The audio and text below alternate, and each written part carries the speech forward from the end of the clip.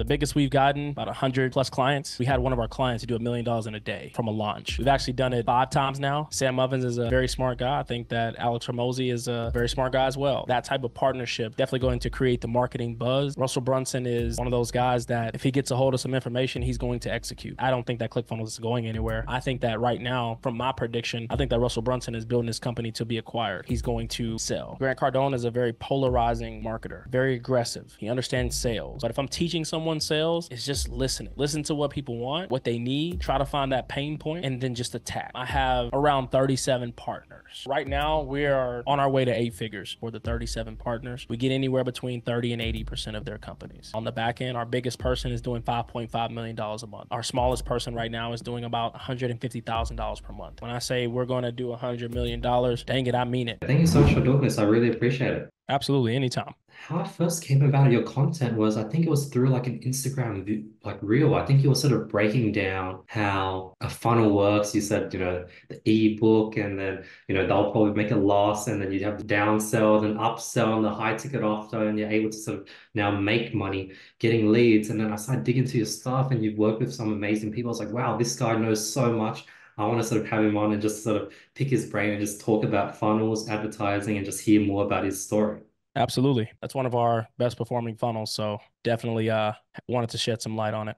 Damon, I guess, please share with me and the audience a bit about sort of who you are, sort of what you've been focused on over the last 6 months, and then we'll take it from there. Got it. Well, for the audience that may not know, my name is Damien Watts, based out of Dallas, Texas, and I run a publishing company. So most people, when I say publishing, they think of Agora Financial, they think of books, but on our side, we just took the agency world and essentially flipped it on its head. And now we partner with strategic alliances and we handle all of their marketing, we handle all of their strategy, we help them with business operations, and we help them scale.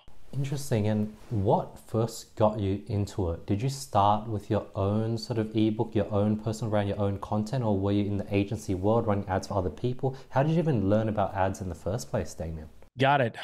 So after college, I got a job here in Dallas. And within that job of working as a business analyst for about 9 months, I saw an ad online from Ty Lopez in his garage. This was maybe end of 2015. And from there, I've been running an agency ever since. So as far as the first question, when you ask about ebooks and things of that nature, no, we're just now doing our own personal branding. Everything has come from us doing things for others. And now we're going to do a combination of things for ourselves and things for people that we partner with.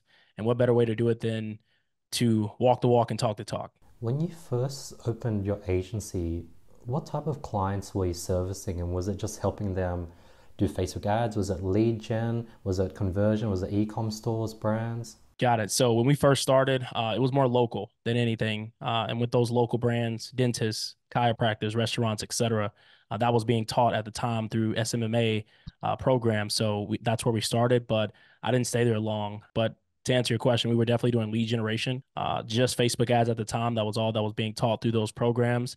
And after lead generation for about 6 months, I then landed my first e-commerce client. So I went from local and having like a 50-mile radius to being able to do, domestic and international selling through e-commerce and digital products.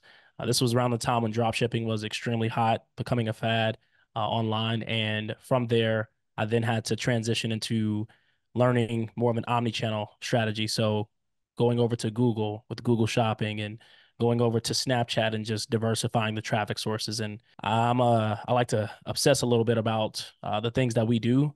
Anything that I've done it myself personally. So I wanted to master all things. How big were you able to scale that agency working with all these e-com brands and helping them with Snapchat, Google, all these different sort of services? How big were you able to scale that company? Got it. So the biggest we've gotten, about 100 plus clients at one time. And now, again, what we do on our side from a publishing standpoint is we want the right people. I had an opportunity very early in my agency lifespan. Had about a wait list of around 800 people. So what I found is you can't scale without human capital. And this was maybe 3.5, 4 years into the business. And we had a ton of people trying to come into the door. But what I found is that I always knew that there was something different and bigger and better than just maintaining an agency. I didn't have any plans on, trying to build the asset for an acquisition. I wanted to build something a lot bigger. So we found out different ways to build bolted on business models into what we do. So now we have creatives, we have emails, we have all of the marketing essentials to building these brands. And that's why we decided to lean more into the partnerships. I still run an agency, just not inside of the agency world as much. Most of my time and attention goes to our partners. Got it. And how did you learn how to handle and fulfill 100 clients? Because that's a lot. Like, how did you go from no knowledge, consuming Ty Lopez's course, to 3-4 years later, now having 100 clients? And how many employees did you have to like handle that? And honestly, we never grew very big. So I was always in the business. So that's something that maybe 2.5, 3 years ago, I've gotten to the point to where delegation is key.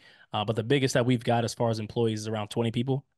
We had contractors out of the country and things of that nature, but the highest we got was like 20. And then from there, again, we just found a better way to run the business, utilizing the same skill sets, utilizing the same, templates, funnels, execution strategy, et cetera, selling mechanisms. And we just found a better way to make more money with the same ideation of what we do. How did you acquire 100 clients and have a wait list of 800? Yeah, how'd you do that, Damien? Got it. So it just came from scaling clients. The biggest thing was where we saw the biggest shift in everything was we had one of our clients to do $1 million in a day from a launch.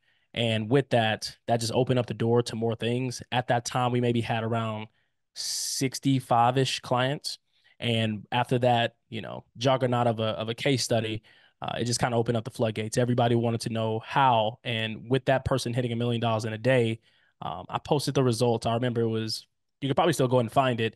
It's in the ClickFunnels group, their main Facebook group.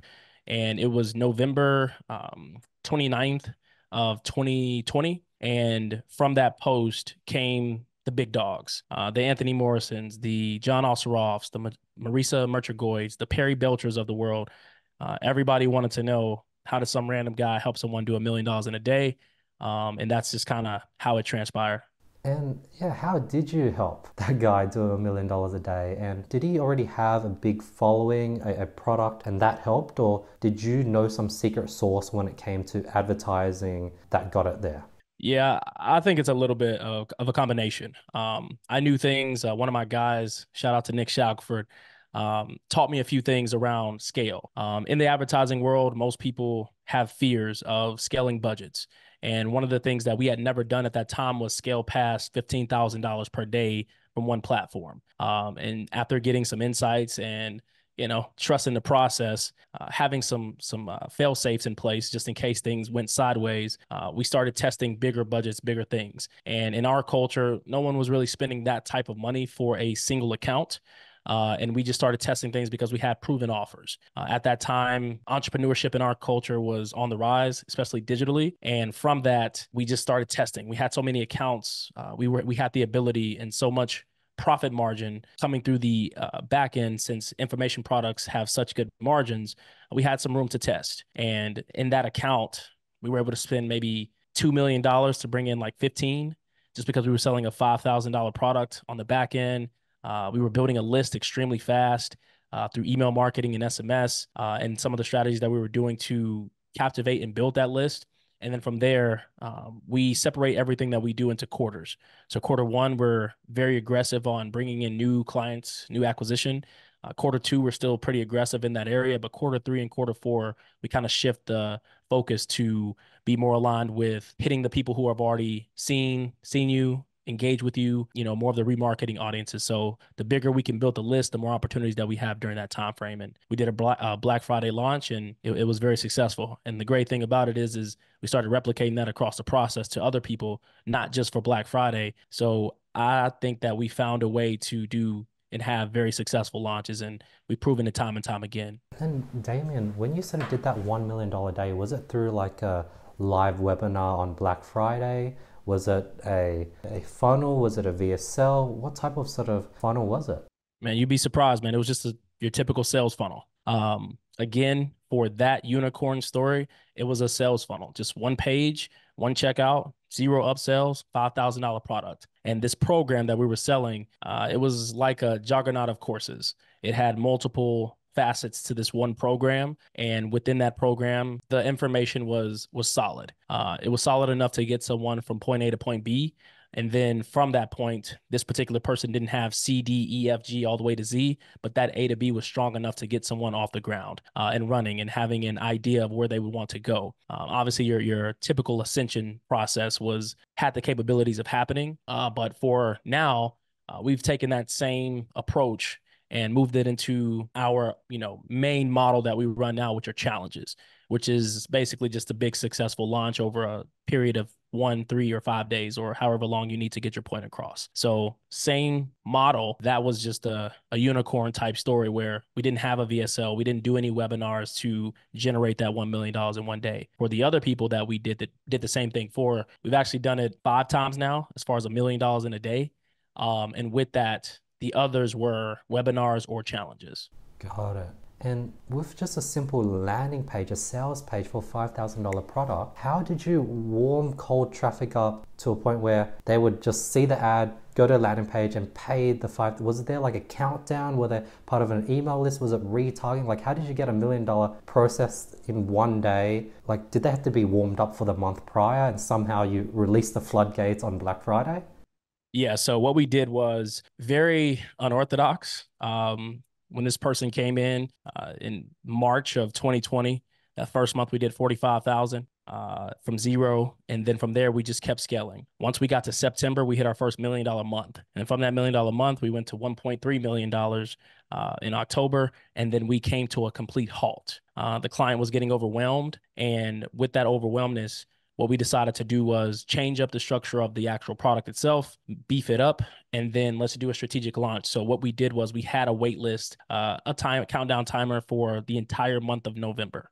So we stopped everything. The money stopped, which most people would have a lot of fears around. If you make $1 million in a month, it sounds kind of cuckoo to try to stop everything on the dime and hope for a better and a successful launch. And what we did was during that time frame, I'm just warming them up with messages, teasing them.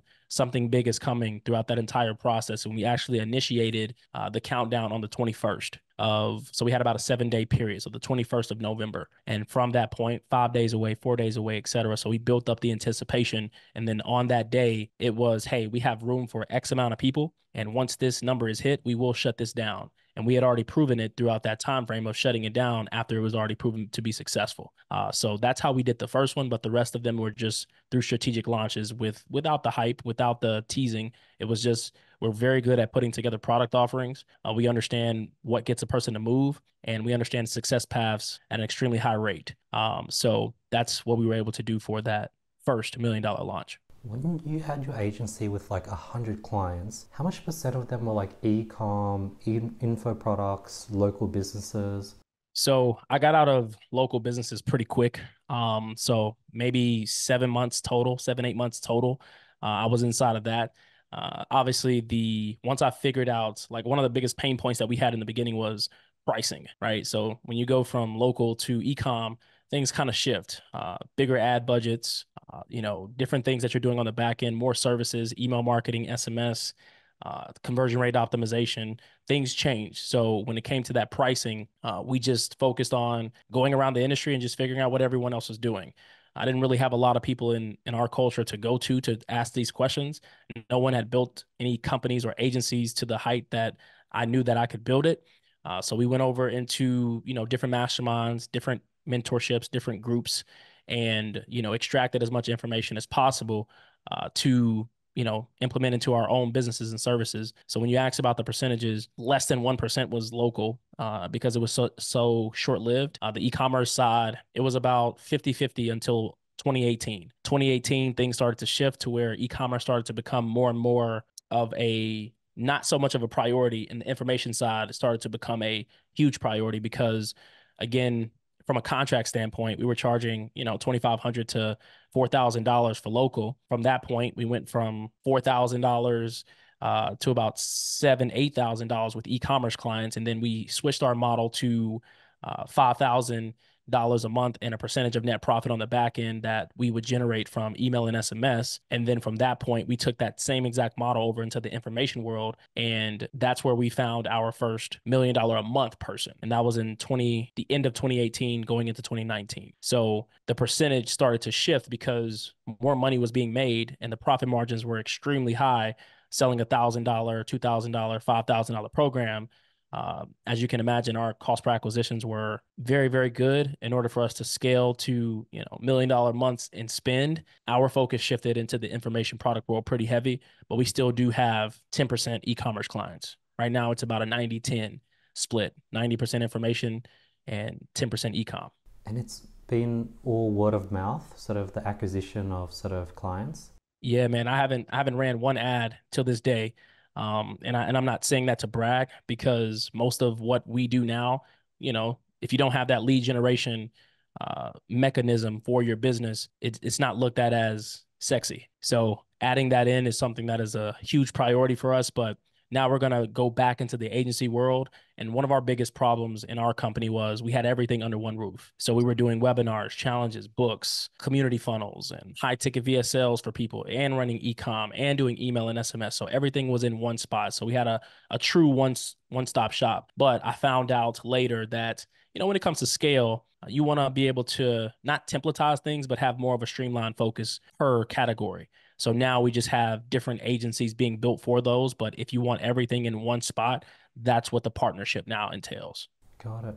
When you were first scaling your agency, how did you go about sort of building out and hiring your first sales team, and then also then building out the fulfillment team, getting sort of account managers, sort of advertisers, marketers? How did you go about that part? Because that's sort of the journey I'm going through now. Yeah, that was probably the hardest part for me personally. I felt like I was Superman at the time. So getting all these crazy results, it was very hard to, every time I would try to delegate something super, super important, it just wasn't to my standards. Whenever I would hop into accounts after passing things off, sometimes I would come in and immediately get an increase. So I found that attention to detail and care was something that everyone doesn't have, right? But as you're building a culture for your company, if you don't instill that into your employees and your team, then that comes down to the leader. So on our side, when it came to finding those account managers, finding the people, et cetera, I do believe that I could have did a better job of nurturing people better and giving them more attention versus what I did. I think that if I would have did that back in 2018, I would have had a mega company. I would have been able to build something extremely big because obviously if you have a list of 800 people who are ready to pay for your services, even if they're not all qualified fits, you could still do the typical agency burn and churn, which most people do. But on our side, I really cared about the end result because I understood how important and precious the money was. So one of our main things was spending the money like it was ours. And with that mindset, it gave us the ability to keep people for a very long time. Our lifespan. Now, before we scaled pretty aggressively, after that $1 million day, our lifespan was like 3 years. A person would come in and stick for a very long time. And after that, it dropped to like 1.7 when we started to truly put some gasoline to the fire. But, from that point, I started to understand what the agency life cycle was really all about. It's all about getting people through the door. And I didn't like the mindset of, oh, well, if that person leaves, I'll just replace them. Because again, we just wanted to build solid relationships, build something that was sustainable, and obviously have great fulfillment and services on the back end. We did hire a lot of overseas help. One of the main things that helped me throughout my journey was proper documentation and SOPs. So I was able to hire talent overseas while still having people in the US, but we were just highly effective across the boards. Our number one goal was to cut down time across the board for everything. How fast can I onboard someone? So then we got into the automations and, Zaps and things of that nature on the back end. So we simplified the onboarding process. What was the next thing was communication. How can we communicate effectively? So we started putting account managers in place and, giving them the pod system, account manager, graphic designer, media buyer, et cetera. And then from there, we went into just more of a well-rounded approach when it came to the fulfillment side. I was still in the business very, very heavily just because I feel that once you kind of pull yourself out, you kind of lose, the feel of the ads, the business, et cetera. So I've always been very heavily involved. But, moving forward, some of the things that we've been able to do now with creating our own custom GPTs, utilizing AI, I've been able to replicate myself pretty significantly. Huh. How have you went ahead and used ChatGPT AI to sort of replicate yourself? Repeat that question. I'm sorry. How have you used AI to replicate yourself or automate some of those things you mentioned? Are there some cool examples that you can share? Yeah, so our most recent projects right now are building GPTs inside of ChatGPT. So if you go to YouTube and search like build your own and create your own custom GPT, that's what we're doing right now pretty aggressively. We have 8 bots right now so far inside of our company that we use internally. And one of the things that I wanted to do was I wanted to do a huge brain dump.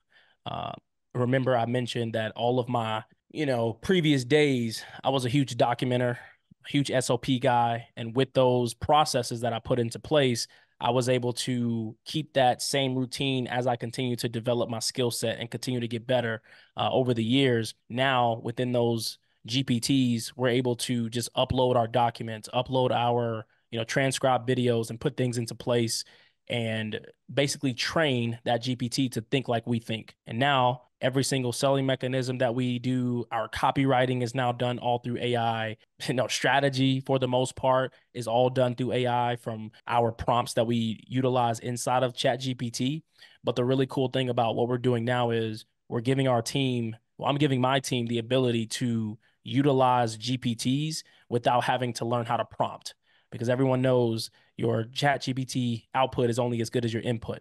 And most of the time, when we're utilizing refiner prompts and things of that nature, most people just aren't, AI savvy enough to understand that you can just talk to it, make it better, train it to give you the response that you want, and force it to go against itself to continue to try to optimize it. And with these GPTs that we build, you simply just get to talk. There's no prompting necessary unless you just want to, try some things. But if I go into one of my GPTs now and tell it to give me a response on how to do a 5-day challenge, it's going to give you exactly what I would do step by step. Wow. So let's say I wanted to create an ad copy and then, I have the name, I have the product, I have the offer, I have the problem it solves. And I go to general ChatGPT, the website, I'm like, hey, could you create an ad copy for this? Versus going to your custom trained ChatGPT, what would be the differences in answers? Well, the biggest thing is, again, like I mentioned earlier, it all comes down to your input. So most people just ask ChatGPT questions, or they may go to YouTube and find something that someone else said. So, for example, the first thing that you should do inside of ChatGPT is tell it what you want it to act like. So, you are a brand developer, you are a business developer, you are the world's most famous copywriter, and then you ask it to follow a specific language that you wanted to follow. And then you ask it specific questions of, do you understand? So you're having a conversation with AI, right? But on our side, we have really, really advanced prompts. But I found that you really have to understand what you're doing and really have to understand the end result of what you're looking to get out of ChatGPT for it to be effective. I see people all the time, putting in prompts and going to ChatGPT, but they're underutilizing the platform. So in order to remove that constraint that most people are going to have, now that ChatGPT gives us the ability to build our own, we would rather do that because you don't have to prompt. An average person can come in and ask specific questions around a specific topic, and through our bots, you can get exactly what you're looking for. We have copywriting bots, we have ad writing bots for each individual platform. We have challenges, webinars, funnels, research tools, anything that you could possibly think of. We're going to continue to build that in-house because we have so much that we've consumed over the years, whether it's specific masterminds, whether it's specific courses, things of that nature. We just take that information and again, with our documentation, we've just put it into documents and it's really, really good. Interesting. How do you go about like nuances such as, let's say you have a client that you just onboarded versus you have a client that is 3 years old and they both ask, could I get a report on how my ads are doing? And I guess you personally might answer these two different clients a bit differently because one is way older, one they just onboarded. How does custom ChatGPT know that? Does your account managers know how to sort of deal with those nuances? Like, how do you sort of duplicate your brain when it comes to those little nuances? Got it. When it comes to like onboarding and when it comes to like reporting and things of that nature, we try to keep it as streamlined as possible. So where it changes is based on where you come in at, right? So if you're a brand new person who's doing anywhere between zero to $15,000 a month, the onboarding process is the same across the board. We want to get as much information on the front end and extract as much so we can learn about the brand. But then from there, we've worked with so many different verticals and so many different niches over the years. We just have systems and frameworks in place that we can just plug and play into a person's business. And when I say plug and play, it's not a use the same funnel across the board for every single person. Here's a real estate niche, and we know exactly what to do to real estate because of the information and the marketing research that we do on the front end. And this is where ChatGPT and all these other platforms come into play. So if I want to learn about wholesaling real estate or new construction in real estate, I want to learn about the pain points. I want to look at empathy maps. I want to understand the customer avatars. We do all of this on the front end for every single vertical that we've touched. And we've touched a lot since we work with a lot of clients. Most people tell you to niche down. We didn't niche down and we did it for a reason. And I'm super glad that I did it because now AI has given us the ability to speed up the process to execution. But when you're talking about, streamlining these processes from a reporting standpoint, everybody gets the same reporting. Every single Tuesday, we give everyone an executive summary. That's just a breakdown of what happened over the previous week. We have daily reporting inside of our spreadsheets and dashboards. So every single day we have data extractors on the back end pulling this information from the platforms, which then uploads it into the spreadsheets that then is transferred into the dashboards. And then on Fridays, we give people, hey, here's how things are going. Hope you have a great week. We're going into the weekend. So our people come in and they all feel a part of a system, something that is, proven to work on our side. And then from a communication standpoint, we're all just in Slack. How did you go about organizing like 3 to 4 years worth of SOPs, trainings? You must have like 50 different documents from recruiting to like HR to like terms and conditions to just how to go ahead and create ad copy. How do you organize that all in like a company drive? And how did you then plug it all into ChatGPT? Got it. So I just look at everything that we do. We put everything inside of I call it the marketing Bible. And then from that point, I do a lot of the documentation. We are now utilizing platforms like Scribe to have the team create different processes and things of that nature.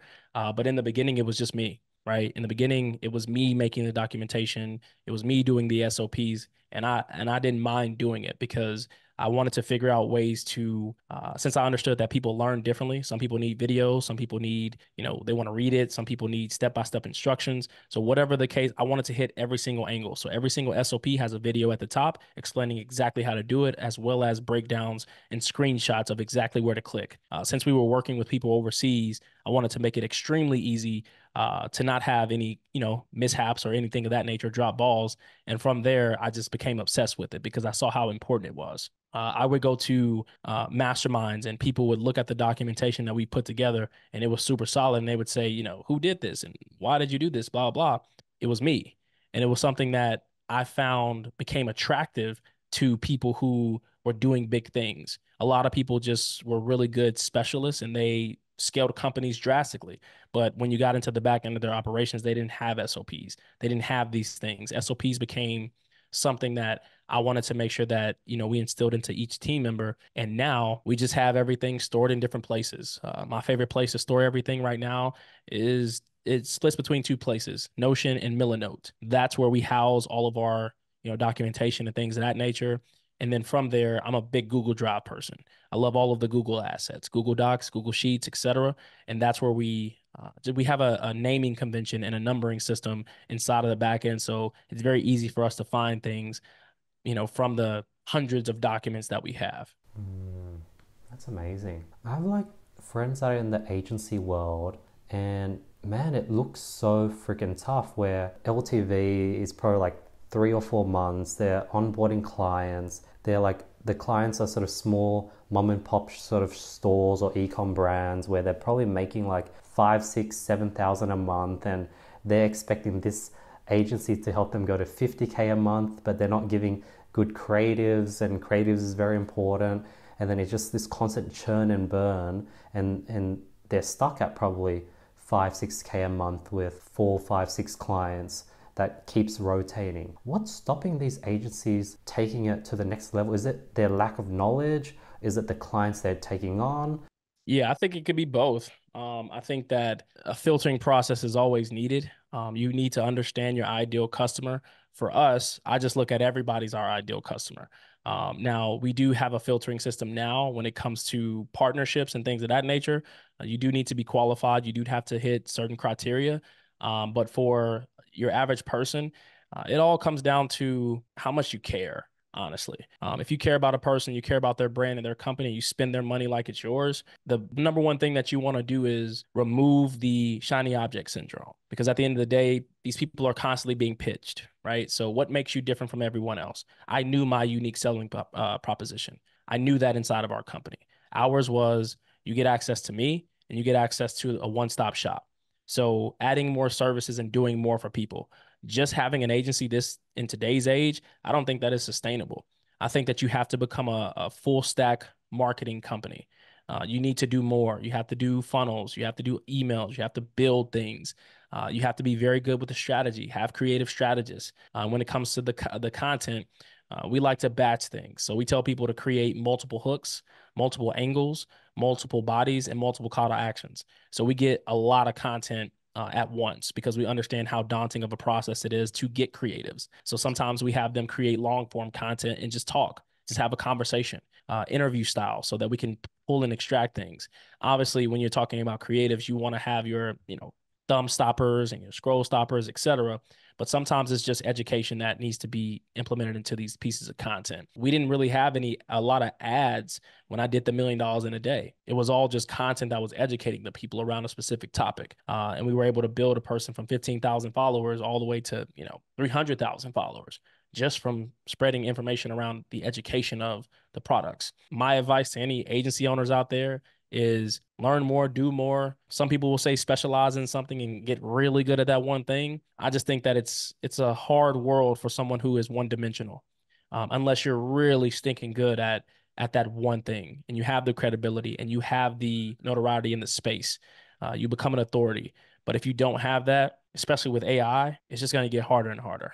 Let's do like an example. Let's say there's a client, they have like a natural soap brand. It's their passion project. They're making maybe 5 to 10,000 a month in revenue, and this agency approaches them and they're like, okay, I trust you. I'll pay you $2,000 a month to help me take this from 10K a month to 30K a month. Now with this small business, if you apply retargeting, email marketing, SMS, since it's so small, that isn't going to make a dent. That might help it grow by 10%, which is like $1,000 a month extra. Would your approach be, let's teach this person how to do content marketing, let's help them make TikToks?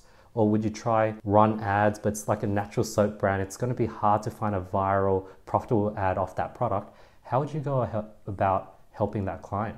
Mm. We would typically when we're starting out, especially someone at that range, we do a very good mixture of paid and organic. So we're telling them to do a multitude of things. You focus on these areas, which is going to be mostly content and making sure that you can have your fulfillment on point. Because once we get to a certain point, you will need more bodies, you will need this and that. But we mainly start with ads, honestly. The ads on our side give us the ability to figure things out faster. The more data that we have, the more time we can spend building the list and nurturing that list, the faster we'll grow. So if someone is at that range, again, we're just small budget and we pick one selling mechanism. So if it's your mom and pop store or your e-commerce brand, we're taking that best product and we're going to push it. And we're going to figure out all the angles and figure out who that customer avatar is and really dive deep into the empathy map and to get into the feelings. What are they thinking, seeing, doing, hearing? And we just talk to them directly through the ads. And that's where we start. And then from there, as the email list builds and as these things are happening, it just compounds month after month. So our first month, yeah, it may be a rock. It may be a hitter off of the first attempt. But most of the time, as you're building, this is why most agencies ask and request a 90-day contract, is because they need time to figure things out. And if you're spending $50 a day or you're spending, less than $3,000 a month, you can see some success, but it's still going to take time to build. It's going to take time to gather that data. It's going to take time to figure out who your ideal audience is when it comes to the advertising platforms. I'm a big fan of paid media, but I also would then tell them to create a content marketing strategy for them on the organic side so that when a person comes in, and we all know that, it takes 5, 7, 21 times for a person to make a decision before they actually pull the trigger. They're going to go and do research. If you're running an Amazon brand, the first thing that a person's going to do before they pick your product is they're going to go look at the reviews. They're going to go and see what the product is about, unless it's a known product that's been stapled into someone's brain, like a MacBook or something, right? People know what they want. But when it comes to the everyday person and them selling products, you just have to stay top of mind. Diversifying your advertising, being on multiple platforms.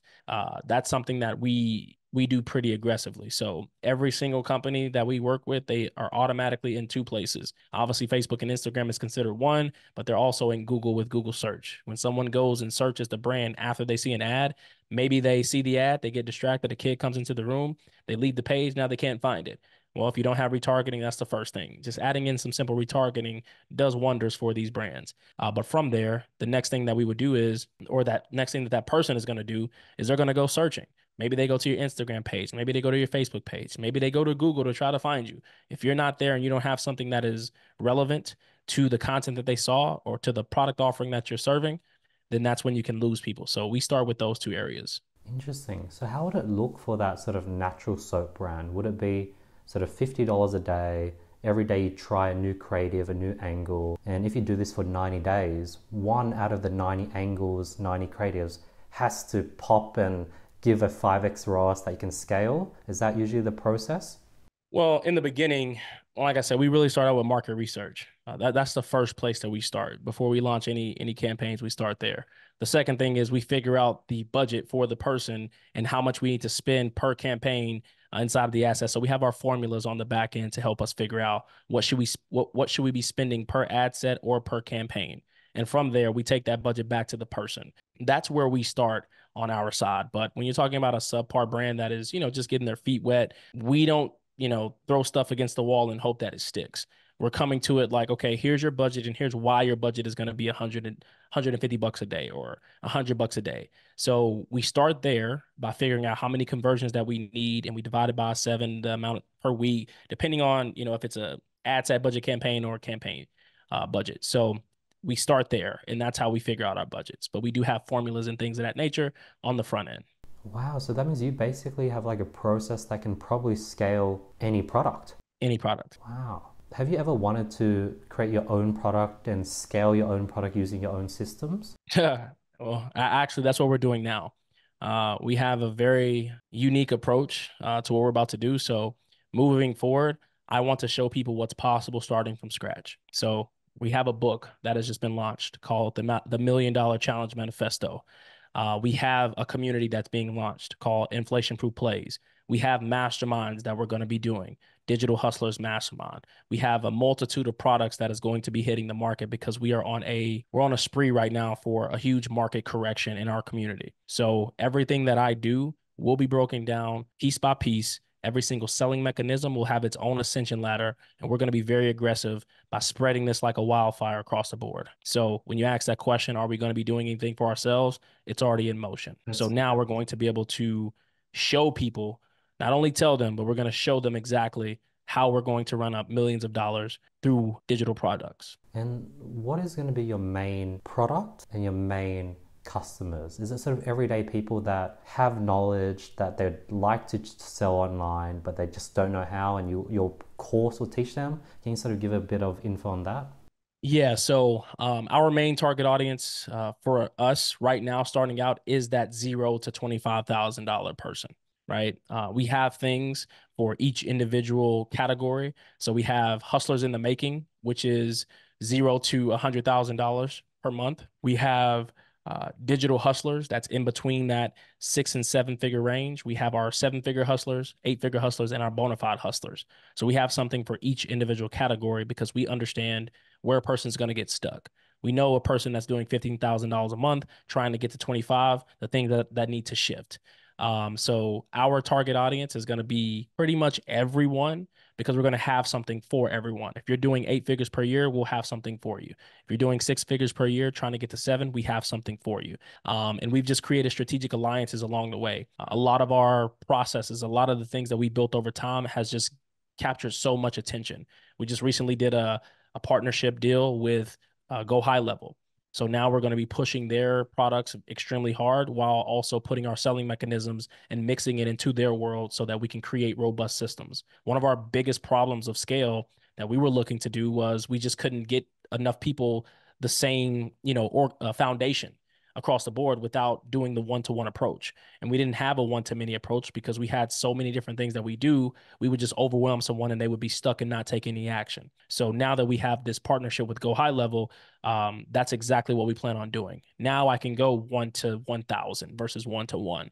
And I think that we have a very good game plan in place to do it. What will Go High Level do, or how have they set up their processes in a way where you will be able to go from 1 to 1,000 and fulfill that many sort of clients? Got it. So a part of their world is what they have called snapshots. So the snapshots on the back end give us the ability to create custom solutions for whatever person that we're going after. So if you're a local mom and pop shop, we will have systems and processes for you that you can just go plug in your brand assets through the custom values and custom fields and turn it on. So we're going to do a lot of coaching. So we're mixing our education with the actual platform. Go High Level is very robust on the back end, but it does have a very technical component to it. So if you're just the everyday average person, Go High Level will be too much for you. So you will need the education on the back end. So you can use softwares like HL Pro Tools or Extendly to get that portion and that knowledge on your side. But the Go High Level piece that gives us the ability to scale are creating those snapshots for course creators, for agencies, for any type of information products. So now we're able to subcategorize all of the snapshots and give a person exactly what they need based on them coming in through the door. And if you want all of these things, again, the partnership is where we offer, that all-in-one suite. With this sort of offer and product that you're going to scale out, when it comes to fulfillment, is it going to be like a lot of group calls? Is it going to be a lot of coaches and account managers? Is it going to be just a lot of info and digital information?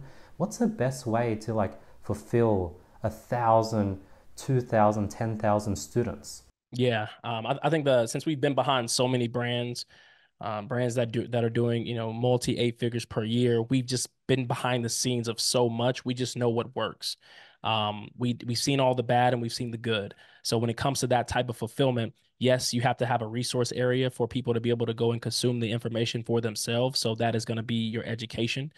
Yes, you have to have success paths inside of your world to take a person from A to Z. Yes, you have to have communication on a weekly, bi-weekly, monthly basis to make it feel real and for people to be able to get the information that they need at the spot on the dime, right? So it's a combination of all. And the problem in the space right now, maybe you've seen my content, but with the Fluff Masters is everything is incomplete.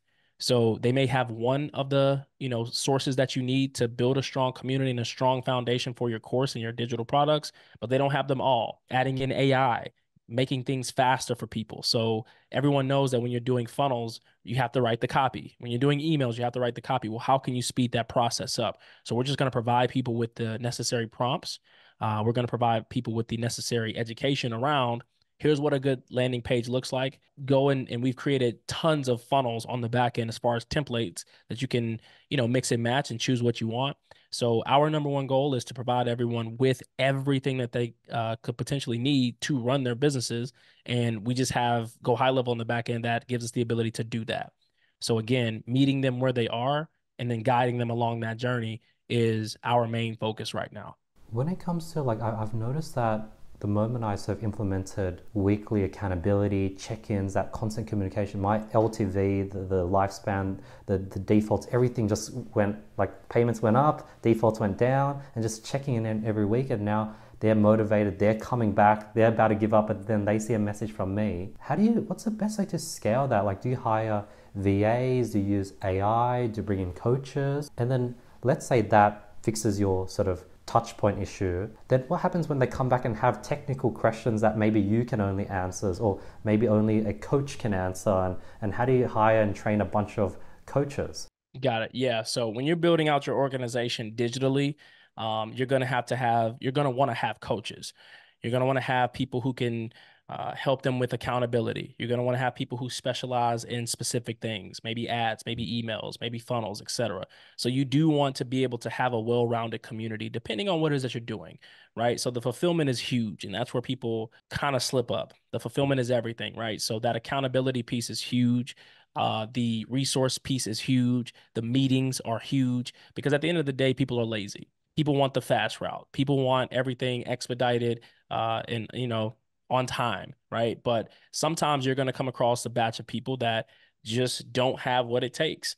But you can push them to realize that they do have what it takes. So there's a mindset shift that you have to focus on as well. So there's all of these different components that you want to make sure that you have inside of your community-based programs. How are you helping them with their finances? How are you helping them with taxes? How are you helping them with all of the things that they're not thinking about as a new entrepreneur? Maybe they're a seasoned entrepreneur. Seasoned entrepreneurs are going to want to learn more about hiring and firing. Those senior type entrepreneurs are going to want to learn more about operations and automations and back end processes to be able to, help scale and have an ascension ladder. So it's for us, we just understand the full customer journey. So we know exactly when we meet them, where they are, exactly how to give them everything that they need at that point, because most of the problems that people run into is they just give people too much information at the wrong stage. So we look for in all of our communities that we build, what is the quickest way to get the quickest wins? So whatever that win is that you break down that's considered for that individual category, that's what we focus on. How can I get someone quick wins throughout this process? Okay, they created their first store, they created their first landing page, they wrote their first ad. All of these little micro commitments and micro wins is how you get someone into the state of winning. And once they're in the state of winning, now you just have to give them a roadmap to continue winning. And then from there, you give them the scaling routines. So it's just all about meeting them where they are and guiding them along the process. And then from there, just actually showing that you care. Most people just get people in, dump them in, and then they're on their own. So I think that those days are over unless you have the right motivated type of person. I do think that people are going to have to get their hands dirty now. They're going to have to start from scratch. They're going to have to rebuild a lot of things. And if they're not in it, they're going to be in trouble because there are people who are willing to be in it, even though it's not a high ticket price point. Most people understand that building subscriptions and building continuity, that's how you build an asset. Having those pieces in place is what's considered acquirable. How do you go about like duplicating yourself or the teacher or the guru? I guess the most common journey is the teacher would then service 100 students himself. Then maybe the top 5 students, he would recruit them to come in and be coaches, and they've been through the journey, so they would be able to coach new students. But then these coaches, they usually eventually would want to go off and do their own thing. That's sort of the reason why they joined the course in the first place. So how do you go about duplicating yourself and knowledge? Because as you said, there's like finances, accounting, all these different things you need to know as a coach. Yeah, everything from building a community and coaches, you want to hire from within, right? Unless you have an extreme expert that's coming in that wants to join a family, we typically hire from within. So our coaches, our students become coaches. And from there, you just offer a well-rounded approach, hamster wheel of having the money circulate within an ecosystem. Everything that you do should be focused on keeping people in that ecosystem, keeping the money in that ecosystem. So, just practicing group economics. I think that that's huge. And a lot of people don't understand that, but how can you help someone make money, help them level up to understand the skill set, and then give them an opportunity to teach people around that skill set? So that's what we do inside of our communities, inside of our programs, our partners, our coaches. We hire from within. So they're trained on your processes. They're trained on how you think because they're buying your course in the beginning and they master those pieces and now they make money from it. If they can make money from it, they can also probably teach on it. So then you just find the right people out of those batches. Then you have your super students who just crush things. And then you just offer them opportunities to teach. Most people like the credibility and the ability to show, the hoorah, look at what I'm doing. So you give them that opportunity, you compensate them for it.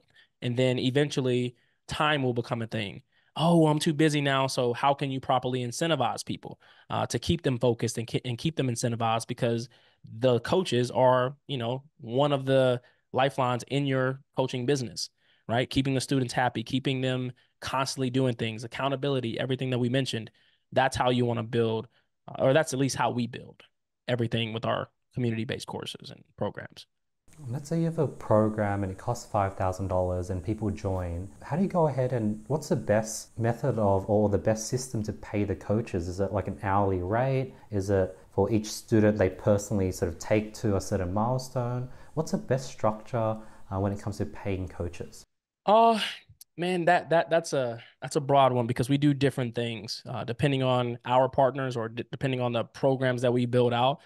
Some people are paid based off of how much they're managing, right? So if they have 50 students inside, then maybe we have different tiers. So once you get to 100 students, you make this much. So we typically pay people on a bi-weekly basis, but it's all based around a set, structure or salary within the organizations that we build. Your best coaches might make, we might give them a range of, hey, you can make up to $6,000, $7,000 a month, just being a coach, or our, people who are just coming in doing some part-time things. Hey, we'll pay you extra 2 grand per month just to come in and speak. And again, it just all depends. Some people have success metrics that they put inside of their programs for their coaches. So if your group is hitting an average of $100,000 per month, from their success that you're teaching them, then hey, we have bonuses in place and bonus structures in place. So it's all about, again, just having something that's custom to, what keeps a person happy within that space. So everything that we do is pretty custom, but we do have the foundation. So we are paying the coaches for sure. But depending on the situation, we do have customized plans. That's beautiful. When you talked about ecosystem and keeping money in the ecosystem, what's sort of the best sort of setup you recommend? Do you see sort of Andrew Tate with the $50 a month Hustlers University? You see the $3,000 info products? You see the $10,000 Mastermind in person? You see the 25K done for you programs? There's so many different approaches. I was going to ask, is there a best one? Is there one that you'd recommend? But the answer might be they all work. Yeah, man, they all work for sure. Yeah. But what I can do is tell you the process in which you should do it in the order that you should do it in. Right now in 2024, all high ticket products, if you can push them, great, but most of them are being broken down into subscriptions. So Mm. if you're selling like a $25,000 product for the year for a mastermind, you may want to consider charging 30,000 and just breaking it down to 2,500 bucks a month. You definitely want to have communities. Communities are going to be the base and the foundation for every single program moving forward. And if you don't take care of that community, then you will have a problem. Courses are, I think they're a dime a dozen these days. Some people have really good information, some people don't. And I think that people are more against courses. You have to be the right mindset. A lot of people are tired of the fluff information. A lot of people are tired of redundant information, regurgitated information.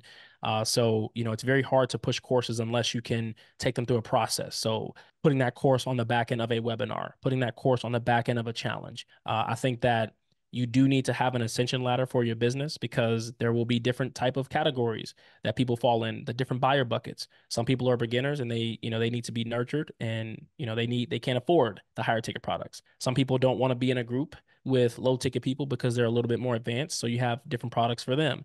And then most people these days want more access.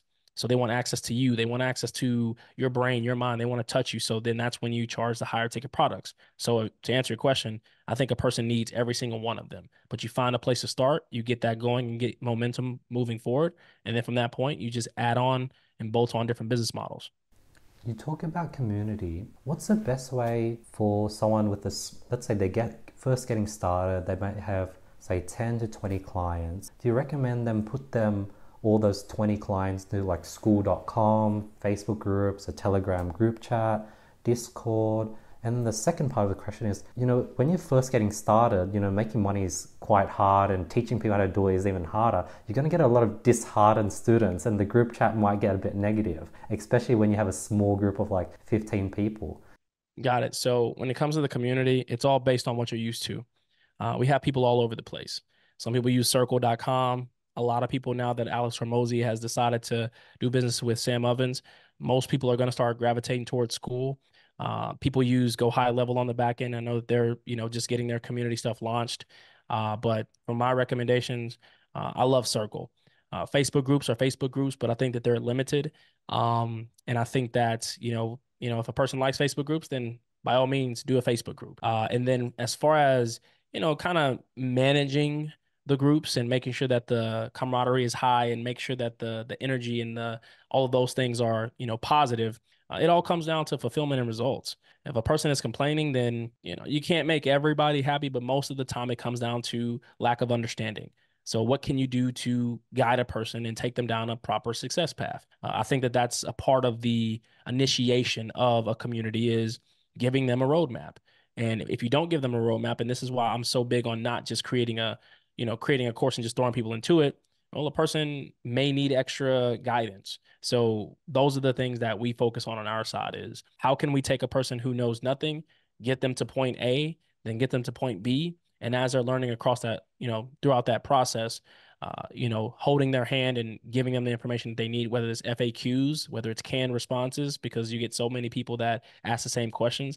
It really all just depends on how you want to build your community. Some people want to do more hands off. Some people want to be more hands on. The ones that are more hands on are the ones that are lasting. What's your thoughts on the Alex Hormozi partnering up and acquiring a part of school? What do you think happened there? Did you think sort of Sam Ovens needed like an extra hand? Was Alex Hormozi like a student of Sam Ovens way back? What was your whole thoughts on that cool dynamic? Uh, right now it's a question mark. I can't really tell what's happening there. I know that something is coming. I think that Sam Ovens is a very smart guy. I think that Alex Hormozi is a very smart guy as well. So that type of partnership is definitely going to create the marketing buzz. But I also know that people are looking into the future. What's the future? The future is communities. The future is congregation. The future are associations, right? What better way than to find something that's already working, people are already familiar with, and just go dump some money into it and let it and give it a shot to see if it can compete with the big dogs.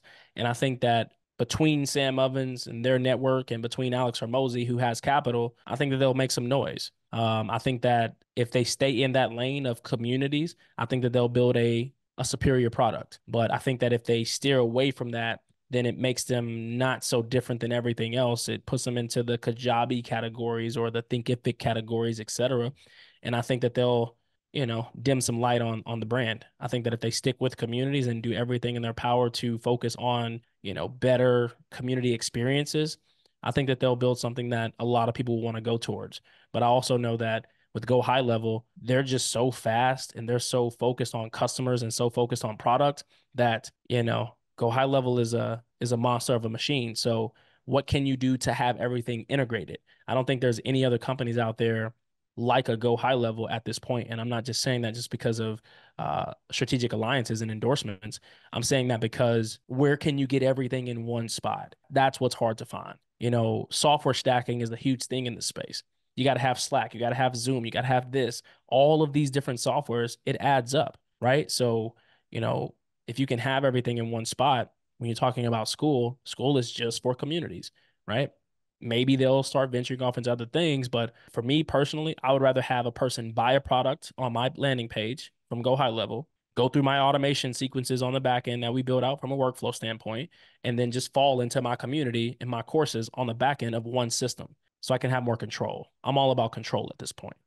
Interesting. That makes me sort of think of like ClickFunnels, Russell Brunson. Like he's just focused on the whole ClickFunnels, that like building funnels. And I remember I used his sort of course platform for a bit of time, but it was very sort of basic. He didn't sort of create that vertical integration. He just focused on one thing and he's somehow been able to crush it. I don't know if he's now sort of vertically integrating and sort of building that ecosystem you mentioned. How did he grow so big without that ecosystem? Marketing. He's one heck of a marketer. Russell Brunson is one of those guys that if he gets a hold of some information, he's going to execute. So he's a avid learner. I don't really know much about him personally. I've only heard stories and have people that are connected with him. But on my side, I know that he's an executor. So if he sees something, he's going to attack. Just like when he bought, rights to Dan Kennedy assets and partnering with Todd with the funnels and things of that nature. He's just a really good marketer. He understands his cost per acquisitions. He understands how his metrics are on the back end. So it gives him the ability to be aggressive. And then once he launched his book, he utilizes all of the different selling mechanisms. Most of these companies, they don't want to market. Even with Go High Level, one of the things that they mentioned to me in the beginning before we decided to align with each other was they don't want to be on the front end. Some people just want to stay on the back end. So that's why they utilize faces to build the company. And, there's nothing wrong with that. It's just one day, as the machine, it will be nice to have a face to it. And that's what Russell Brunson has created.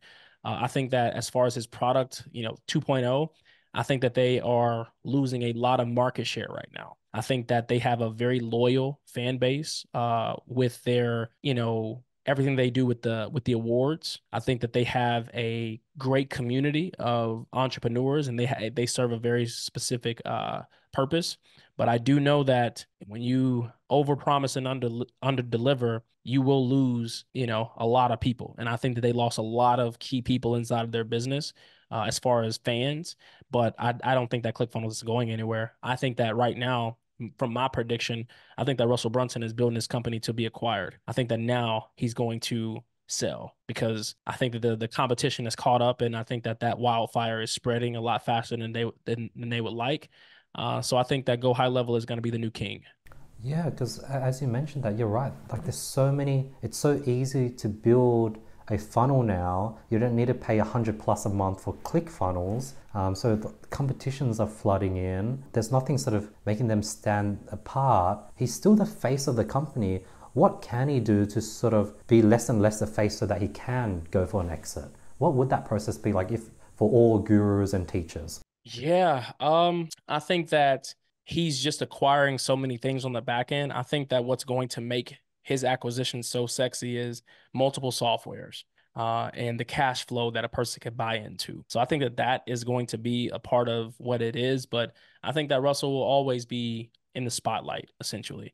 I know that from what I hear from behind the scenes, he's, your average everyday person, kind of shy, and everyone has to create a character that people can gravitate towards. So he understands marketing, and he created an attractive character. He's the guy who smiles in your face, and then, behind the scenes, he might not smile, right? He may be, just a introvert type person, right? So, people do what they got to do to, survive and make money. But I think that with him and what they're looking to do, when you're talking about acquisitions, I mean, it's very hard to buy a face. They're going to buy, all of the softwares that they bought into. ClickFunnels bought out Lady Boss, so they buy brands. So very similar to how Alex Hormozi buys companies, etc. They're doing the same thing on the back end. So I think that it's a very attractive purchase. So if someone wants ClickFunnels, I think that they'll have everything they need on the back end from a customer base standpoint, and the asset itself from a subscription revenue. But I guess we'll see because no one can predict the future. But I think that he's going to get ready to sell within the next 3 years, and I think that Go High Level will continue to capture a ton of the market share, especially with the way that they're doing things now. And one day there'll be another competitor, another person. Maybe it'll be more AI focused and AI based. But I think that that's my prediction. I was listening to you on another podcast, and you were talking about how when it comes to the internet marketing space, the sort of info product space, there isn't sort of many sort of African American sort of black people you can sort of think of. And recently I've been seeing Daymond John ads pop up everywhere. He's been going hard on the info space. Who's he working with? Who's he partner up with? Like he's been just, I'm seeing his face everywhere. He's like going hard on info products. Do you have any insights there? I think that when it comes to Damien John, I think that he's more of an ambassador. When it comes to the info side, I think that he partners up with companies like a ClickFunnels, partners up with companies, like Actively Black. I think that he's more of an ambassador, and people plug into his world to try to tap into his audience. I don't really see him creating that many products on the back end. I do know that he has programs out there, but everyone is going to start being aggressive. But I wouldn't go to him for learning how to do information products. I wouldn't go to him to learn how to run ads. He has a lane, and he's, become a practitioner, a very good practitioner at entrepreneurship and a businessman.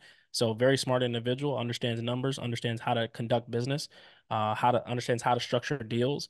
So, with him being a shark, I think that you can learn specific things from him that can take you a long way. But like I mentioned in our previous, podcasts and things of that nature, there are no faces to specific things in our culture. There are people who hold a spot and hold the ideation that they are the go-to person or go-to brands. But I don't think that we have that in our culture outside of a very few select people. And those people, they are aggressively advertising, like your Billie Jeans of the world, your Vince Reeds of the world, your I'm trying to think of another name that I see that's super aggressive. I believe I'm one of those people on the back end that you can trust and that you can build with. Now we just have to come out from behind the scenes and give them the information so that they can, make that decision for themselves. But, even the clients that we've helped scale across these years of being in business, I wouldn't go to any of them for information, because most people, just because I've been behind their businesses, they don't know how to run a business. They just have a side hustle. So it's very hard to depict who's real and who's fake online because everything is just lifestyle. Damien, the thing that like makes you such a killer is you're so customer centric. Like I think of like Jeff Bezos and Sam Walton. Like you're all about the customer. How do I make it easier for them to get results? And that's sort of how I know like you're going to build something long term. How did that come to be? And it's just so inspirational, sort of feeling that talking to you. Man, shoot, man, I have very humble beginnings. I think that when it comes to business, I didn't know a lot about business. My father had his own business, but it was more physical. It was more outside. It was a logging company, right? So that's more physical. I knew from a very young age that I didn't want to do that.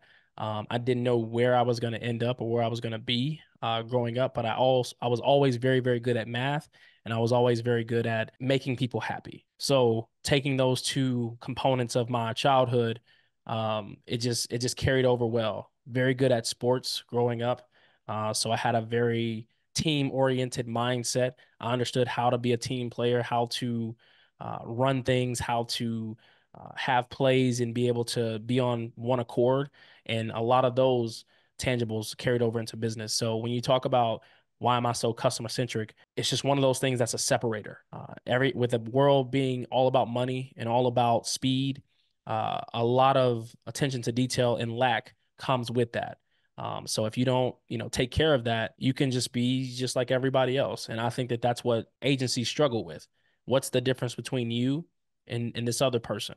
For us, I knew that people would get access to me.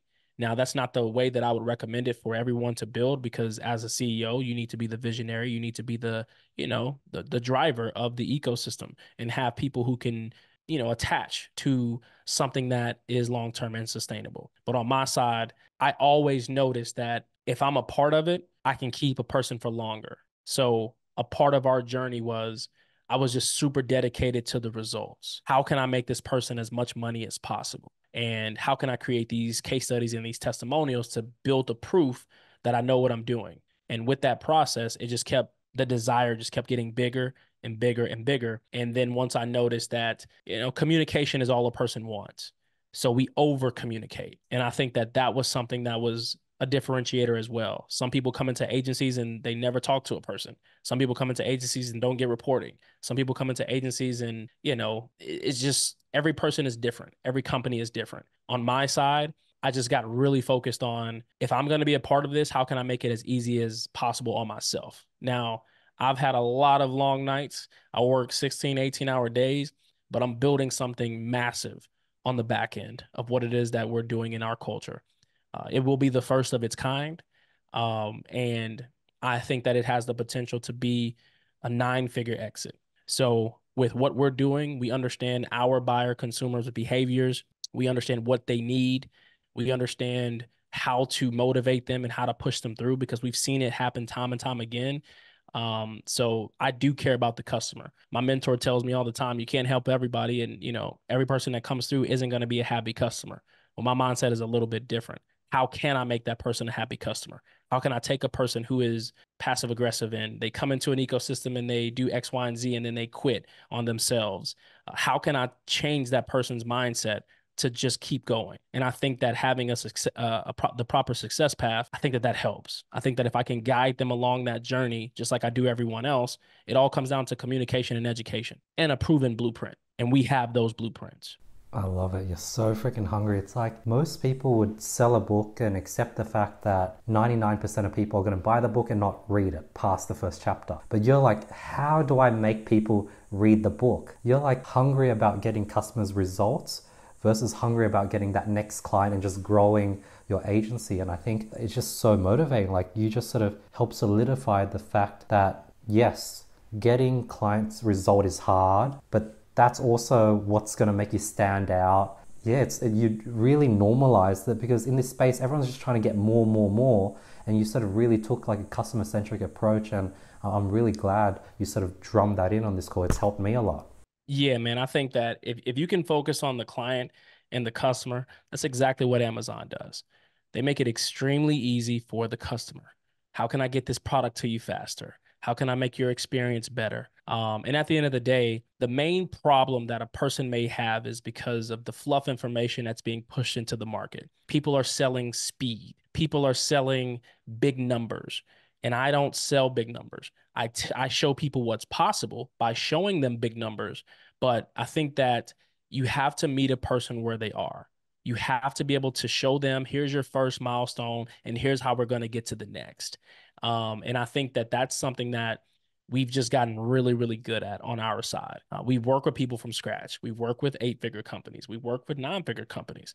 We just understand how to show a person, here's a blueprint. Here's how you step into this blueprint, and here's how you execute step by step in order to get to your end desired result. So the customer centric portion for us, it's just always been a number one priority. A person, man, I used to be so involved in this business. Clients would text me, they would have access to my phone just because in our culture, whether it was our culture or not, is just that personalization. And I've done a really bad job of this, which is building friendships with your clients because when they leave, it's just a little bit harder. But I've always found that if I can do that, it makes a person think a little longer before they decide to pull the plug. You know, when you're there for them, when you're showing them that you're attempting to help them do better in their businesses and you're helping them build more sustainable foundations, it's very hard to find in other places. So being customer centric is something that is a unique selling proposition because when they go to other companies after they leave your brand, if they do decide to leave, whether it's a dangle carrot, whether it's time for a change, whatever the case may be for your agency, I found that within 3 months, they always come back because the experience is so different than everyone else is pushing on the market. Everyone knows that when you go into an agency, what's going to happen? You're going to get an account manager. You're going to get a media buyer. That media buyer may have 5 to 10 clients that he's managing. So they understand now that, okay, I'm not a top priority. So now you're just another number. So I did everything in my power to make them feel like they are not just another number because of the attention to detail, because of the communication. And that's what kept people for so long inside of our businesses. And we were getting results. So, you know, that makes it just that much sweeter. Talking about communication, when you sort of everyone has direct access to you, everyone's sort of messaging you personally. What happens on days where you just wake up, you're burnt out, you're tired, so you sort of maybe take the day off, and then the next morning you're thinking about all the messages coming in, and then the next morning you wake up, you just have a stack of people sort of having questions for you. Is there a way around that? And a lot of these questions would be technical where maybe your right hand company team member couldn't answer most of them. How do you go about that? Look, I personally do not recommend doing business how I did business.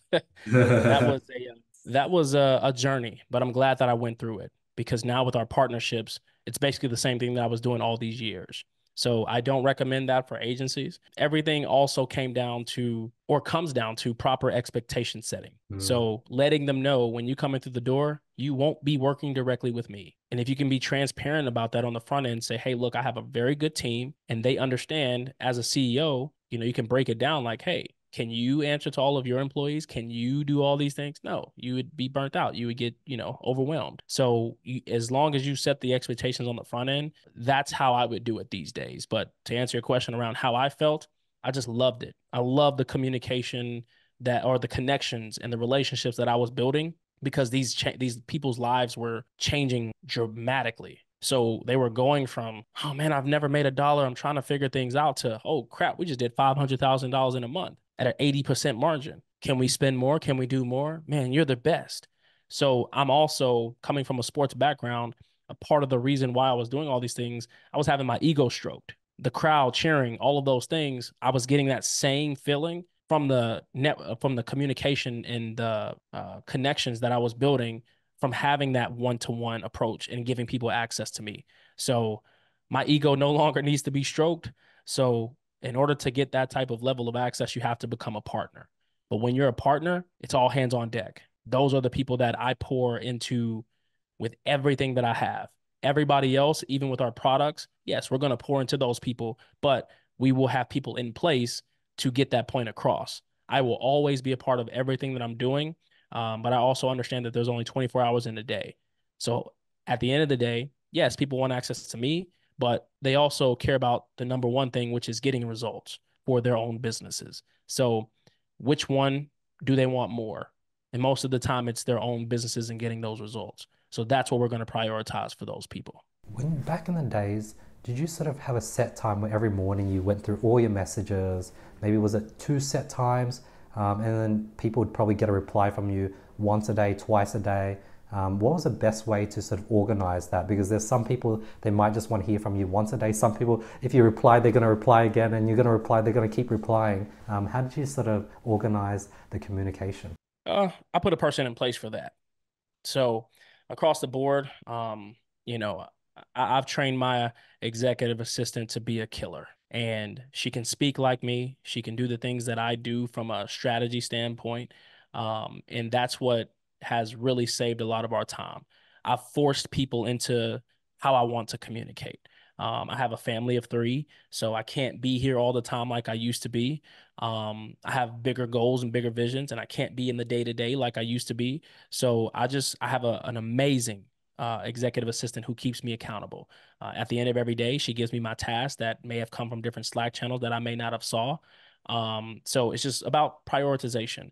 But when it comes to that communication, my people understand that if it's a direct question to me and it's super important, you will get me. But if it's something that is just like, hey, where are we with ad spend? There's a person for that. Don't come to me about ad spend, right? So it's just, again, it's all about proper expectation setting. If you can do that on the front end and people understand, then they will, comply. It's when you don't set those expectations on the front end where you run into the problems. And we ran into those problems early on. Some people were texting me at 2 o'clock in the morning because they were up and they had a crazy idea. Crazy enough, I would be up too. And then I would respond, but I was setting the wrong expectations around a person thinking that they have direct access to me whenever they want. And that just wasn't the case. But me being me and being so customer centric, I did it anyway. So those were, hard lessons learned on my side, but I'm glad that I went through it because now I know exactly how I want to be able to run my business and how I want to communicate with the people who are in it.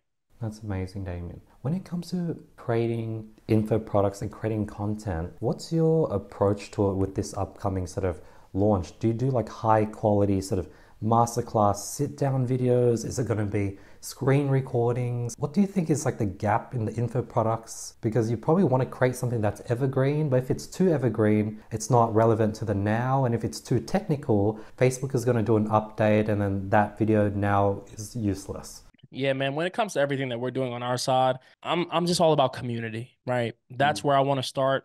I don't care if I get 100 people inside of a community. I'm just all about the community side. Do we have pre-recorded things? Yes. Do I understand that those things will need to be updated? Yes. But we will just update those things as it happens. And the advertising platforms are probably the one thing that changes the most and the quickest.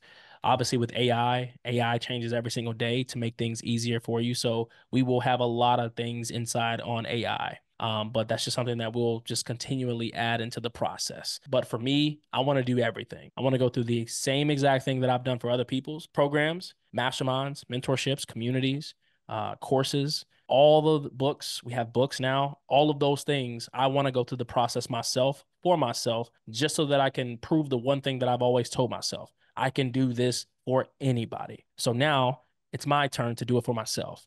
And now that I'm going to do it for myself, hopefully this is just pours in more hope into everyone else outside of the credibility that I've built for myself and the skill sets that I've built around my knowledge and my IP.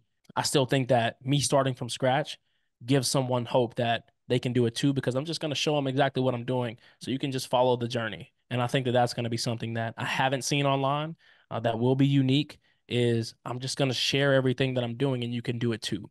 And that's where the customer centric focus still applies to my digital products. I'm going to show you what I'm doing and it's up to you to execute, but you will see me getting results. So now can you just follow a blueprint outside of everything that I'm going to be giving you with the communities, etc. So I'm doing everything under the sun for everything that I know. That's my 5-year plan. When you look at luxury brands like Apple, Ferrari, Patek Philippe, how do you go about building like a luxury, high ticket community info product? Is there anyone out there that you take inspiration from or you give creds to, or has that not been done yet? Well, my first mastermind that I've ever thrown, well, not mastermind, but event that I've thrown was for 25K for 4 days in Las Vegas. I don't know if it was 20. Yeah, it was 2022. 2022 in Las Vegas, September the 14th. 25K for 4 days. First thing I've ever done in person digitally. And with that, when you ask me for inspiration, I've had, a lot of people that I've been inspired by. Some of them are close friends. Some of them are acquaintances. Some of them are, legends in the space. We just have a very deep network just based on the results and the things that we've done for people. It depends on what I need at the moment. So every single platform that I've mastered, funnels, this, that, every single service that I offer, I had to learn it from someone. A lot of things were self-taught because I had so many accounts. I was able to just test. But again, being customer centric, I was able to test without having the pressure because I was spending their money like it was my own. So I was able to do things a little bit more strategically, but I was able to test things faster than other people because I was bringing in people at such a great rate. So for me, I've learned a lot of things from Russell Brunson. I've learned a lot of things from Dan Kennedy. I've learned a lot of things from all of these people. Agora, Mark Ford. There's just so many people that have inspired me over these years. But right now, I do have a direct line of focus, and that's just market correction and just applying as much pressure as possible to a wildfire. Because now in our culture, what we found is that there's no one doing what we're doing on our side, and everybody needs what we have. So how can we give it to them, and how can we give it to them as quickly as possible while also not overwhelming them? So I understand where our people are as a culture when it comes to the state of the culture. I have everything all lined up to meet them where they are, to guide them to their desired result, to then make them become a raving fan. Because at the end of the day, if people are making money and they're doing it profitably, they will start to build a hunger inside of themselves to want more. As humans, when we find things that work, we want more. We want more of, right? So people are tired of the lack. And right now there is a huge lack of in our space, lack of solid information, lack of quality attention, lack of communication.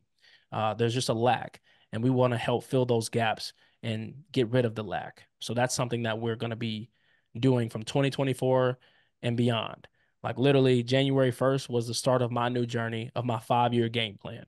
By the end of this 5 years, I will have made $100 million. When you look at the info product space, all the gurus, all the people that sort of are pretty big in the space, they're making $1 million a month, 10 million a year. Then you go to people like maybe Sam Ovens back in the day, he was able to scale to like 50 million a year. And then you look at Grant Cardone and he's talking about doing 100, 200 million a year just off info products and training and education. And you see his ads everywhere. Like, how has Grant Cardone scaled that far? And a lot of the educated gurus are like stuck at 10 mil a year. And he's doing 10x them in the same space in industry. Yeah, I think that it all comes down to marketing. Grant Cardone is a very polarizing marketer, very aggressive. He understands sales. So I think that as a digital marketer, as a entrepreneur, sales is number one. Can you sell? Do you have quality products? That's something else that no one really focuses on. They just build the product, but is it quality?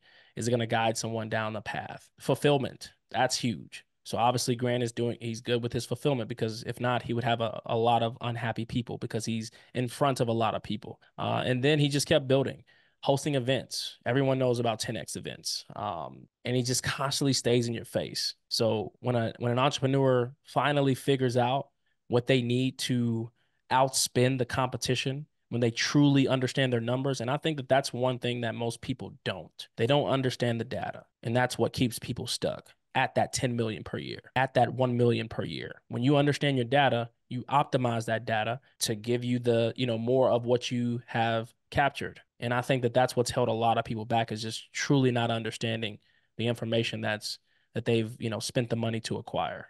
With your launch, could you sort of give the audience a bit of a rundown on how you take or how a person goes from 0 to 25K a month, and sort of the milestones they hit, how they can hit that milestone? Like, how does someone with 0 following do that? Yeah, well, I mean, first it's finding a problem in the space. Once you find a problem in the space, you then put together a product to solve that problem. After you figure that out and go through the market research on the front end, how do you communicate with the person who needs that product? How can you meet them where they are based on that empathy map? How can you directly give them and tap into their emotional triggers, right? So call outs, things of that nature. After you go through that entire process, you figure out which selling mechanism that you want to push it through. Is it a book? Is it a course? Is it a mini course? Is it a higher ticket accelerator type program? How are you delivering that course, and what is it? Then you got to price it. After you price it, then you go into your messaging. What do you want to be known as? How do you want your brand to be portrayed? And then from that point, you start putting together your assets. You start building your funnels. You start building your copy. You start doing all these things on the back end as well. Getting some basic follow-up in place. Just when a person comes through, a basic fulfillment email is something that a lot of people need, just to give them that, sense of them not being defrauded online, right? So I think that's where you start. And then from there, you just build. You have to create content. You have to get the exposure. So, if you don't have any money, start organically and just start building that content organically, whether it's on YouTube, any of the other platforms, and just go. A lot of the things that I did on the front end was, when I really wanted to work with somebody or learn a specific niche, I would do things for free because I would figure things out. So go out and find some people that you can help for free. It sucks, but at the end of the day, if you're really good at what you do and you believe in your product, you understand what that free means. That free means, opportunity, an opportunity to gain and really test what it is that you're looking to put out.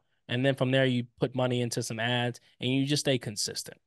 And then next thing you know, you have your first $1,000 day. Then you just keep going and keep tweaking and keep figure things out until you get to that $10,000 per month. And then from there, you start to go deeper into the process. Okay, let me get a more of an automated sequence on the back end. Let me take them on a journey, because people aren't understanding enough when they come into me on the first try. So then it's just optimizing from that point. How can I make the product better? How can I make the fulfillment better? And if you keep that as your core, then that's how I would build today. One thing I want to get your advice on is, when you go about that process, how do you teach students sales? Like, let's say they do everything you said and now they got their first booking. How can they learn sales if they have no experience, and what's the best way to go about teaching these students sales? Ooh, when it comes to sales, I just kind of developed that over the years by myself. I didn't take any programs or anything of that nature. I just figured out what people wanted. And for me, it's going to be different for a lot of people because I kept mastering different services. So from a sales conversation standpoint, for me, it's all about listening. I don't really pitch. I listen to people and their complaints and what they need, and then I offer them a solution and a price associated with it.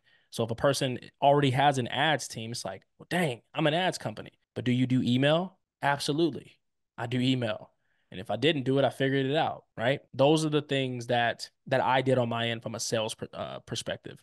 I think that was something that gave me the opportunity to, again, just test.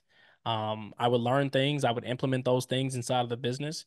And even if I wasn't an expert, which most people aren't when they first start out, I wasn't reckless. I was never reckless. I was never just going out and just trying things just for the heck of it. I was very strategic around it. I would learn something. So if I brought someone in for email marketing, I would try to find who's the best email marketer in the game. And through my network and through my relationships, I was able to sift through the gurus, or at least the fake gurus, and I was able to find people with really solid information. So I got to, after the first 2 or 3 years, I got to then go directly to the people who made real impact versus a person who was just randomly creating a course. So my sales process was a little different than most.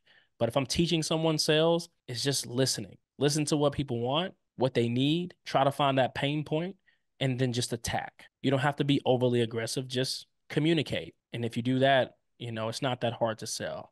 And Damien, when it comes to growing and building sales teams, do you recommend commission only, salaried? What's the best way to like grow a sales team in the info space? Yeah, I think when it comes to sales teams, now with AI and AI coming out with appointment setting and things of that nature, I think that space is going to be completely disrupted here pretty soon. But I would start with AI for appointment setting. Tapping into ChatGPT. Go HighLevel has some things on the back end as well. I would focus on that area, but from a sales component and the payment structure, everything is commission based. Your sales managers, you want to give them some more, different types of incentives. So having like a base plus the people that you're managing, that's something that I would implement. For me now, I'm just now in the process of building my own sales teams.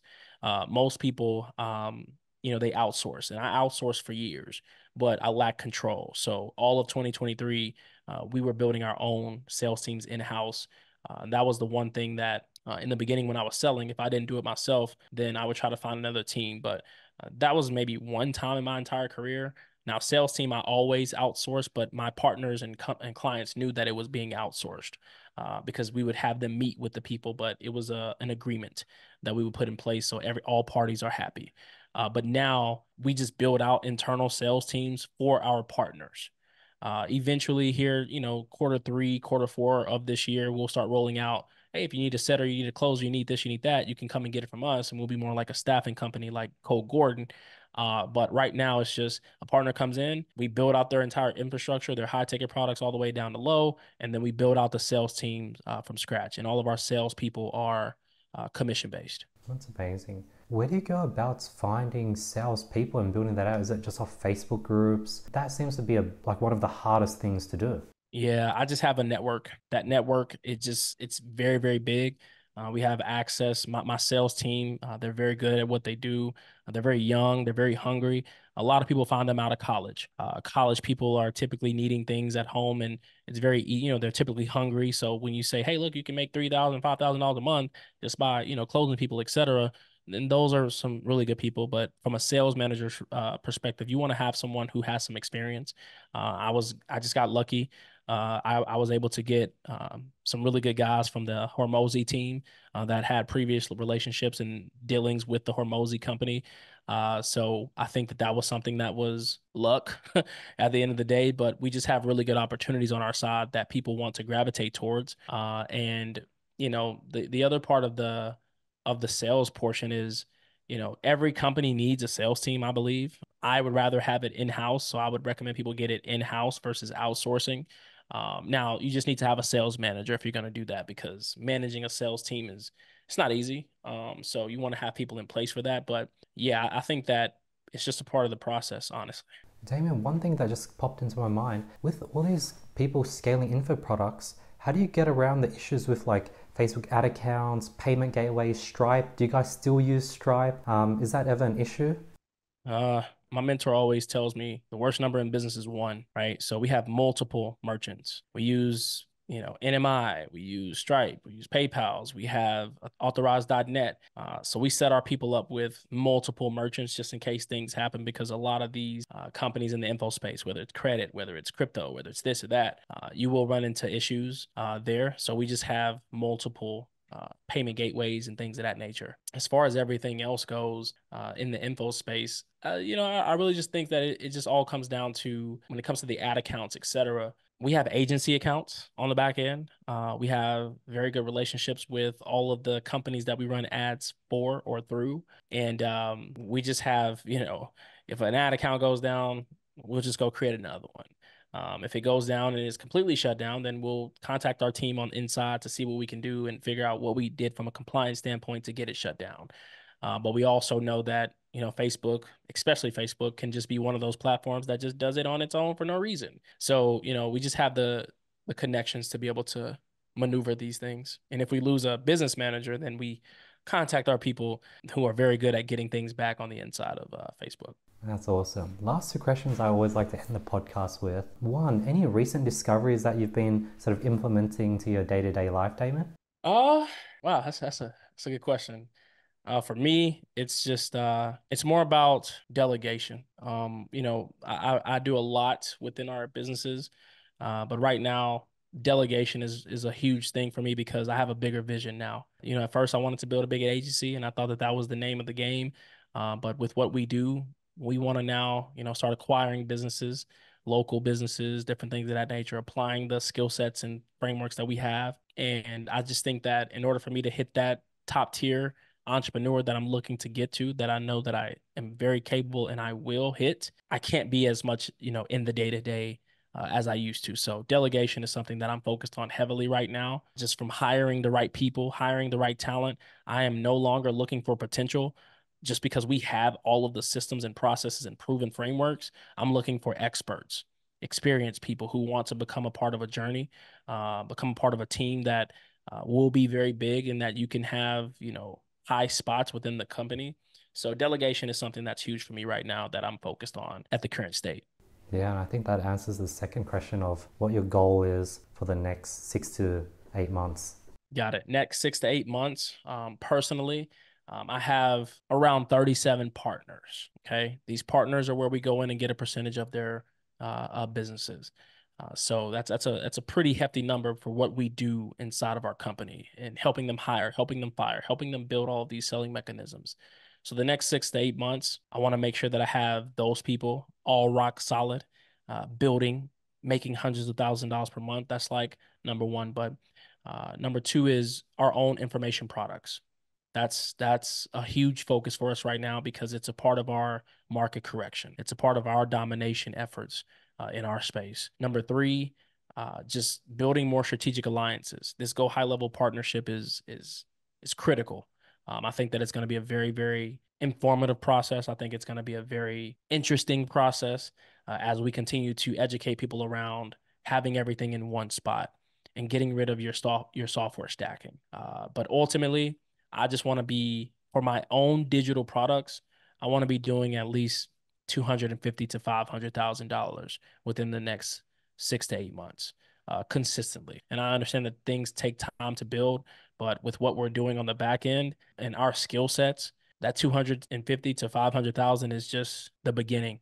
That's amazing. For the title of the video and for the audience context, could you please share, if possible, the numbers that you guys are pulling as an agency, working with all these partners yearly? Oh, well, right now we are, on our way to 8 figures. We have, man, I've had so many opportunities to go big in this company. But throughout that process, I had to do a lot of soul searching. So from an agency standpoint, just to kind of give a person a glimpse of what that looks like, we were charging $5,000 a month and 10% on the back end during that time frame.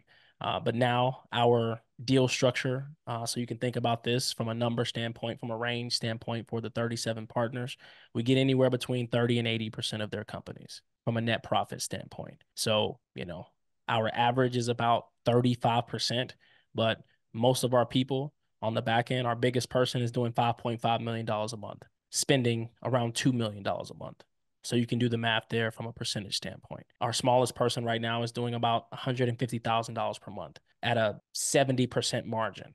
So with that 35% average of 37 people, again, you can crank some numbers. And then from there, yeah, we're just gonna, launch our own digital products and go from there. So, when I say we're going to do $100 million, dang it, I mean it. Because now we have a different type of focus and we have a different type of structure. Our growth partner system is fairly newer. So it's less than, a year and a half, 2 years. So, our revenue numbers have changed drastically from working with clients who are paying us 5 and 10%.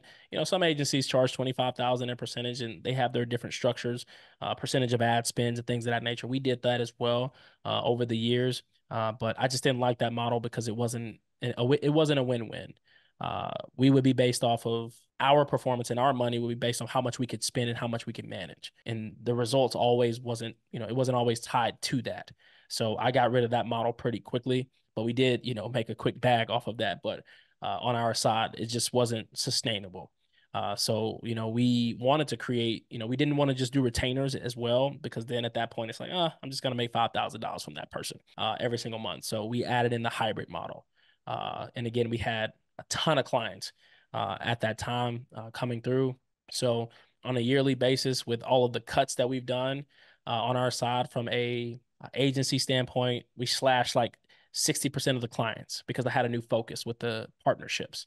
So we basically helped build other agencies because they just scooped up all the people that we let go, which was fine for us. But again, a lot of those people now are like, how can I get the growth partnership? How can I become a publishing partner? Because we're giving them everything under the sun. And in the agency world, it's just a bunch of bouncing around from agency to agency until you find a good fit. And typically, it's still going to be less than a year from a LTV standpoint and a lifespan standpoint. So we're just trying to build something that is reliable, something that is a safe haven for the space. In the next year, 2 years, 3 years, my goal is to be cranking out. And again, like this is what makes it so hard across the board. We have multiple lanes that we're in, but from a partnership standpoint, I want to be doing 8 figures just from that. We will do 8 figures with our digital products for sure. And then with our agency, now that we're breaking it out into different agencies, I have a number that I want to get to for each agency, and that's about $500,000 per month. So we'll be cranking on all cylinders here within the next 5 years. That's so cool, Damien. Damien, where can people find more about you and just get more Damien? You've dropped so much value today. What's the best place for them to get more of you? Got it. The easiest place to find me as we're getting on our content journey, Damien Watts 9, Damien Watts 9 on Instagram. You could also just follow the journey. I'm known as the 8-figure creator. I've created more 6, 7, and 8-figure entrepreneurs in the space than anyone that I know. We have a very huge spider web, so you can follow us on YouTube at the 8-figure creator. And from there, just those 2 channels will give you more than enough information. We have several products that will be coming out. I'm not here to pitch anyone. I just know that we have resources that are very beneficial and will help businesses scale and grow just because we don't leave anything out. So we have a book that just launched, thechallengemanifesto.com. We have a community that we serve people. It's called inflationproofplays.com. And we have our own softwares that are partnered with Go High Level called hustlerhaven.com. So any of those places are where you can join the journey.